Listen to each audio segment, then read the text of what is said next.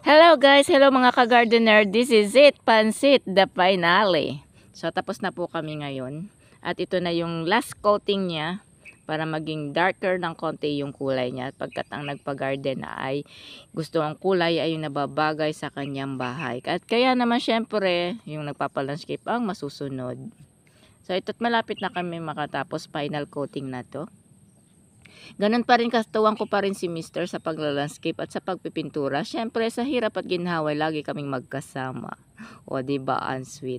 So ito na po at malapit na talaga makatapos. Nakita niyo yung kabuuan. So sa lahat ng mga friends ko, supporter, thank you for watching.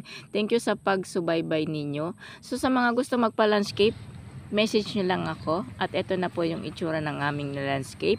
So ganito pa lamang siya dahil maliit pa lang, pero pag ito'y malaki na, mga a few months, mas maganda siya dahil lumalapad na yung kanyang bermuda at ang mga halaman at the same time ay lumalaki na rin. So after 1 month pwede rin mag-trim. So kailangan din sa pag-landscape ay meron ding maintenance para maganda ang ating mga halaman. So thank you for watching.